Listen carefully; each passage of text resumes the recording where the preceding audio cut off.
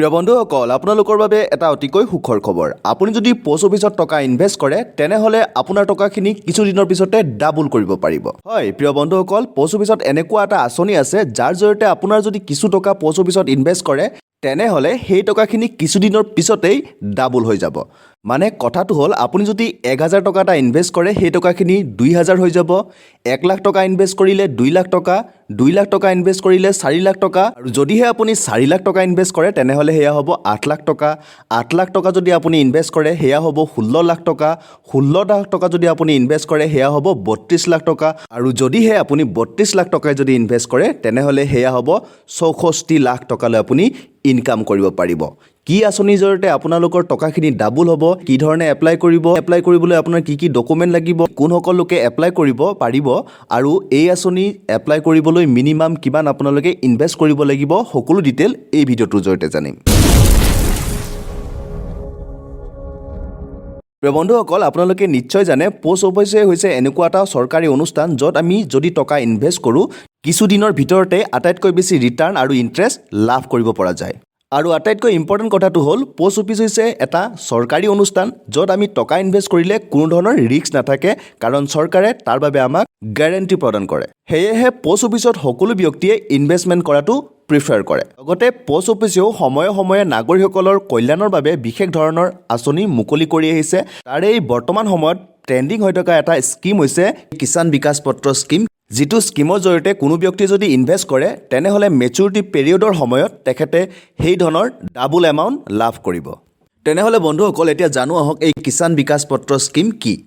কিষাণ বিকাশ পত্ৰ অৰ্থাৎ KVP saving certificate যাক আমি পোষ্ট অফিচ নতুবা যিকোনো বেংকতো খুলিব পাৰো এই স্কিমৰ জৰিয়তে আপুনি যদি কিছু টকা ইনভেষ্ট কৰে পোষ্ট অফিচত তেনেহলে 9 বছৰ 7 মাহৰ পিছত আপোনাৰ ইনভেষ্ট কৰা টকাখিনি ডাবল হৈ যাব প্ৰিয় বন্ধুসকল এই স্কিমটো 2011 চনৰ পৰা ডিসকন্টিনিউ কৰি দিয়া হৈছিল কিন্তু 2014 চনৰ নৱেম্বৰ মাহৰ পৰা পুনৰ ৰিলঞ্চ কৰা হৈছে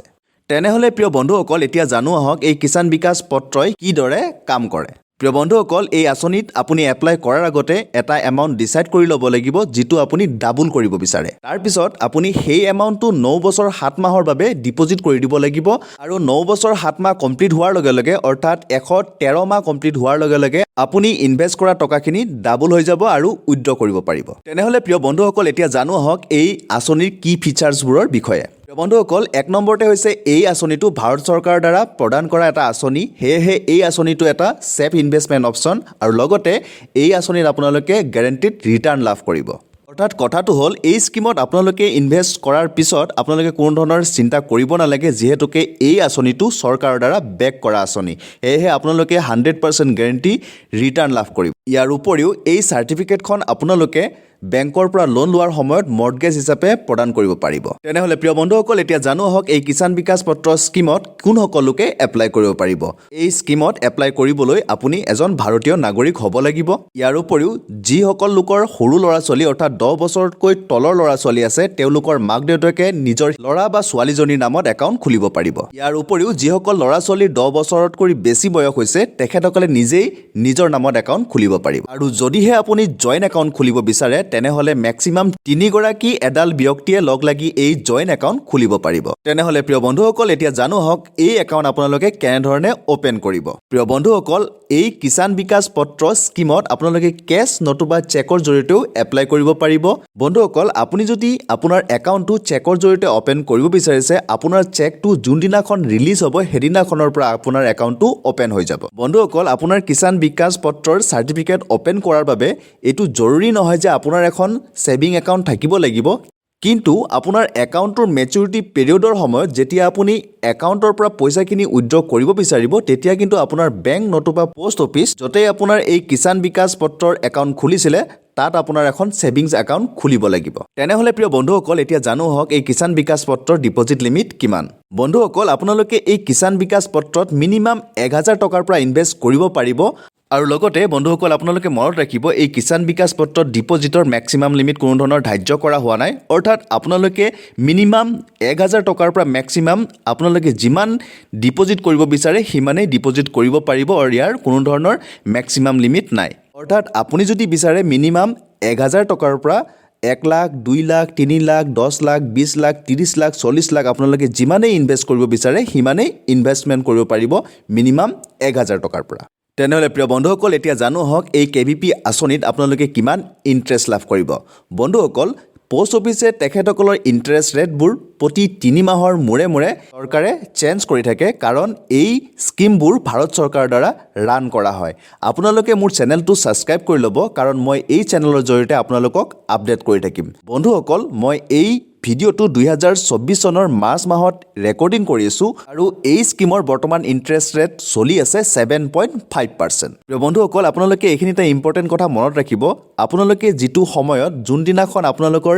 একাউণ্টটো খুলে হেদিনাখন যেটো ইন্টাৰেষ্ট ৰেট চলি থাকে সেই ইন্টাৰেষ্ট ৰেটটো আপোনালোকে লাভ কৰিব অৰ্থাৎ আপোনালোকে ইনভেষ্ট কৰাৰ সময়ত যেটো ইন্টাৰেষ্ট ৰেট চলি থাকে সেই ইন্টাৰেষ্ট ৰেটটো আপোনাৰ একাউণ্টৰ লগত লক হৈ যায় মানে কথাটো হ'ল আপোনালোকে একাউণ্টটো খোলাৰ পিছত যদি ইন্টাৰেষ্ট ৰেট কমি যায় নতুবা বাঢ়িও যদি যায় আপোনালোকৰ একাউণ্টত কোনো ধৰণৰ প্ৰভাৱ নপৰে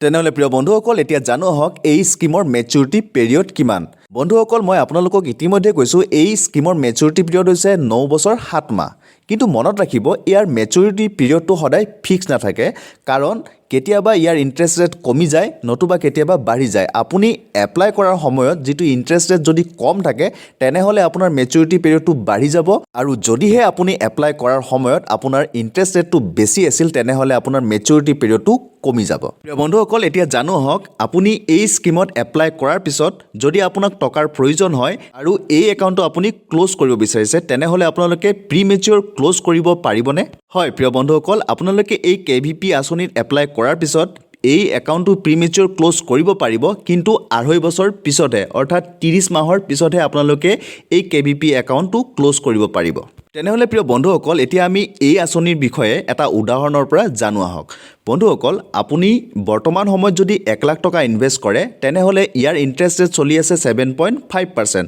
অৰ্থাৎ এই সময়ত যদি আপুনি KVP একাউণ্ট খোলে তেনেহলে আপুনি ইন্টাৰেষ্ট লাভ কৰিব 7.5% আৰু 7.5% যদি আপোনালোকে ইন্টাৰেষ্ট লাভ কৰে তেনেহলে 9 বছৰ 7 মাহৰ পিছত আপুনি ইনভেষ্ট কৰা 1 লাখ টকাটো 2 লাখ টকা হৈ যাব আৰু আপোনালোকে উইথড্ৰ কৰিব পাৰিব আৰু যদিহে আপুনি বৰ্তমান সময়ত 10 লাখ টকা এটা ইনভেষ্ট কৰে তেনেহলে 9 বছৰ 7 মাহৰ পিছত আপোনালোকে 20 লাখ টকা উইথড্ৰ কৰিব পাৰিব অৰ্থাৎ 10 লাখ টকা ইনভেষ্ট কৰি আপুনি 10 লাখ টকা ইনকাম কৰিব পাৰিব তেনেহলে প্ৰিয় বন্ধুসকল এতিয়া জানো আহক এই স্কিমত আপোনালোকে ইনভেষ্ট কৰাৰ পিছত ট্যাক্সৰ বেনিফিট লাভ কৰিবনে বন্ধুসকল এই স্কিমৰ এটাই ড্ৰবেক হৈছে এই স্কিমত আপোনালোকে ইনভেষ্ট কৰিলে কোনো ধৰণৰ ট্যাক্সৰ বেনিফিট লাভ নকৰে অৰ্থাৎ deposit amount is not eligible for tax deduction under section 80C of income tax act ইয়াৰ উপৰিও ম্যাচুৰিটিৰ পিৰিয়ড টকাখিনি উইথড্ৰ কৰোতে আপোনালোকে ইনকাম ট্যাক্সও পে কৰিব লগা হ'ব পাৰে ইয়াৰ উপৰিও no TDS during the maturity from post office or banks in this scheme অৰ্থাৎ কথাটো হ'ল